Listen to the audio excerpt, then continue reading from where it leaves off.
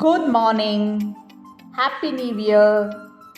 ಈ ವರ್ಷದ್ದು ಮೊದಲ ರೆಸಿಪಿ ಇದು ನಂದು ಅಂಜಲ್ ಕಿಂಗ್ ಫಿಶ್ ಫ್ರೈ.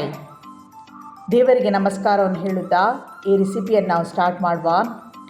ಇಲ್ಲಿ ನಾನು 2 ನಿಂಬೆ ಹಣ್ಣನ್ನು ತೆಗೆದುಕೊಂಡು ಅದರ ರಸವನ್ನು ಹಿಂಡಿ ರೆಡಿ ಮಾಡಿಟ್ಟಿದ್ದೀನಿ.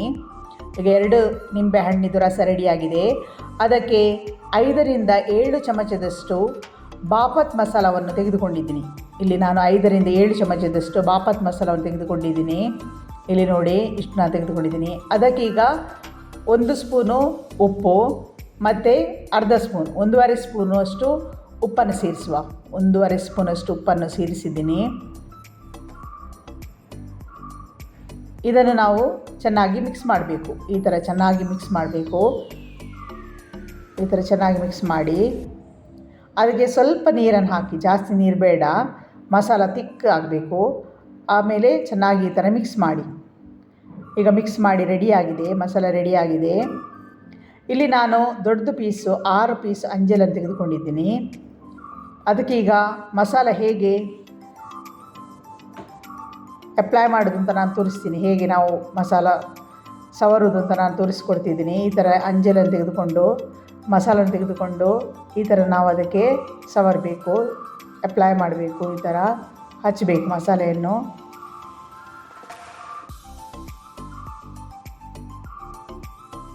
ಈ ಥರ ಚೆನ್ನಾಗಿ ನೀವು ಮಸಾಲೆಯನ್ನು ಹಚ್ಚಬೇಕು. ಆವಾಗ ಅದು ಮೀನಿಗೆ ಚೆನ್ನಾಗಿ ಆ ಮಸಾಲೆ ಎಳೆಯುತ್ತೆ.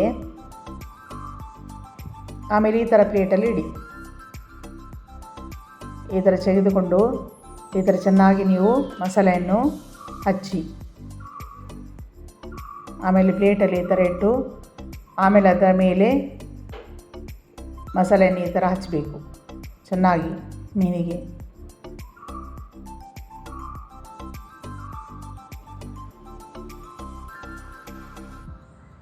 ಮತ್ತೊಂದು ಪೀಸನ್ನು ತೆಗೆದುಕೊಂಡು ಅದೇ ರೀತಿ ಮೇಲ್ಗಡೆ ಈಗ ಮಸಾಲೆಯನ್ನು ಚೆನ್ನಾಗಿ ಹಚ್ಚಿ, ಸ್ವಲ್ಪ ದಪ್ಪವಾಗಿ ಹಚ್ಚಿ, ಆವಾಗ ಚೆನ್ನಾಗಿ ರುಚಿಯಾಗಿರ್ತದೆ. ಮತ್ತು ಫ್ರೈ ಮಾಡುವಾಗ ಕೂಡ ಅದು ಮಸಾಲ ಕೂಡ ಚೆನ್ನಾಗಿ ಅದಕ್ಕೆ ಅಪ್ಲೈ ಮಾಡಿದ ಮಸಾಲೆ ಹಿಡಿದು ಚೆನ್ನಾಗಿರ್ತದೆ. ಮಸಾಲ ಚೆನ್ನಾಗಿ ಇರ್ತದೆ. ಈ ಥರದ ಮಸಾಲ ಪೀಸನ್ನು ಇಟ್ಟು ಆಮೇಲೆ ಮೇಲೆ ಈ ಥರ ನೀವು ಮಸಾಲೆಯನ್ನು ಹಚ್ಚಿ.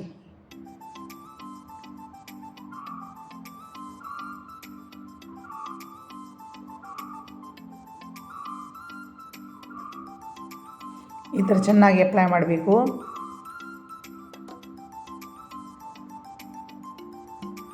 ಒಂದೊಂದೇ ಪೀಸ್ ನಾನು ತೆಗೆದುಕೊಂಡು ತೋರಿಸ್ತಾ ಇದ್ದೀನಿ. ಯಾಕೆಂದರೆ ಬಿಗಿನರ್ಸ್ ಆದರೆ ನೀವು ಆರಾಮಾಗಿ ಈ ಥರ ಅಪ್ಲೈ ಮಾಡ್ಬೋದು.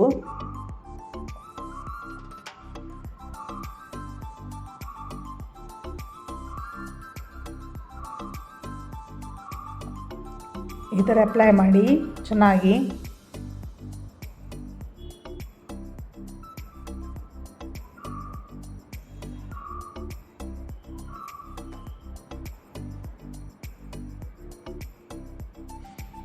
ಈ ಥರ ಚೆನ್ನಾಗಿ ನೀವು ಅಪ್ಲೈ ಮಾಡಬೇಕು. ಒಂದೊಂದಾಗಿ ಮೀನಿನ ಪೀಸನ್ನು ತೆಗೆದುಕೊಂಡು ಈ ಥರ ಚೆನ್ನಾಗಿ ಅಪ್ಲೈ ಮಾಡಿ ಇದರ ಉಲ್ಟ ಹಾಕಿ ಮತ್ತೆ ಅದರ ಮೇಲೆ ಈ ಥರ ಮಸಾಲೆಯನ್ನು ಚೆನ್ನಾಗಿ ಸವರಬೇಕು. ಈಗ ಲಾಸ್ಟ್ ಪೀಸ್ ತೆಗೆದುಕೊಳ್ತಾ ಇದ್ದೀನಿ.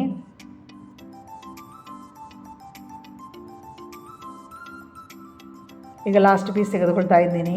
ಅದಕ್ಕೆ ಈಗ ನಾನು ಮಸಾಲೆ ಹಚ್ತಾ ಇದ್ದೀನಿ. ನೋಡಿ ಚೆನ್ನಾಗಿ ಈ ಥರ ಹಚ್ಚಬೇಕು. ಮಸಾಲೆ ನೀಟಾಗಿ ಚೆನ್ನಾಗಿ ಹಚ್ಚಿದ್ರಿಂದ ಅದು ಒಳ್ಳೆ ಚೆನ್ನಾಗಿ ಮಸಾಲೆ ಅದಕ್ಕೆ ಮೀನು ಹೀರಿ ಟೇಸ್ಟಿಯಾಗಿರ್ತದೆ ಫ್ರೈ ಮಾಡಿ ಆದಮೇಲೆ.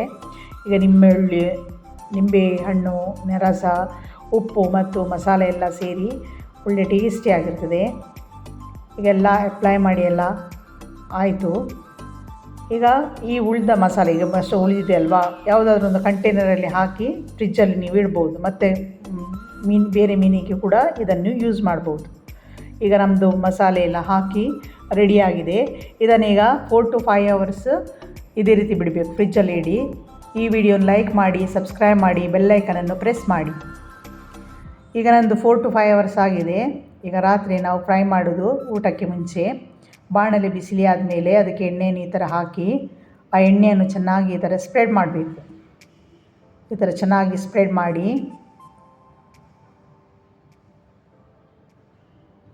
ಅದು ಬಿಸಿ ಆದಮೇಲೆ ಈ ಥರ ಫಿಶನ್ನು ಹಾಕಿ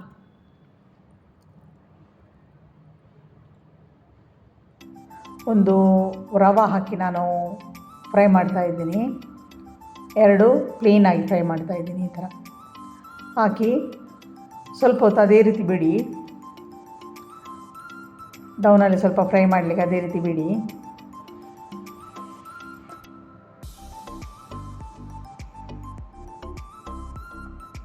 ಆಮೇಲೆ ಈ ಥರ ಮುಚ್ಚಳ ಮುಚ್ಚಿ ಸ್ವಲ್ಪ ಹೊತ್ತು ಫ್ರೈ ಮಾಡಲಿಕ್ಕೆ ಬಿಡಿ. ಈಗ ನಾನು ಇದು ಫ್ರೈ ಆಗಿತ್ತು, ಅದಕ್ಕೆ ಟರ್ನ್ ಮಾಡಿದೆ. ಟರ್ನ್ ಮಾಡಿ ಆದಮೇಲೆ ಈ ಥರ ಕಾಣ್ತದೆ ನೋಡಿ, ಚೆನ್ನಾಗಿ ಫ್ರೈ ಆಗಿದೆ. ಮಸಾಲೆ ಕೂಡ ಕರೆಕ್ಟಾಗಿ ಅದಕ್ಕೆ ಅಂಟಿಕೊಂಡಿದೆ. ಈಗ ಮುಚ್ತಾ ಇದ್ದೀನಿ. ಈಗ ನೋಡಿ ಫ್ರೈ ಆಗಿ 2 ಕಡೆ ಕೂಡ ಫ್ರೈ ಆಗಿ ಚೆನ್ನಾಗಿ ಆಗಿದೆ. ಸ್ವಲ್ಪ ಆಯಿಲನ್ನು ಮೇಲೆ ಹಾಕ್ತಾ ಇದ್ದೀನಿ. ಈಗ ನಮ್ಮದು ಫಿಶ್ ಫ್ರೈ ಆಗಿ ರೆಡಿಯಾಗಿದೆ.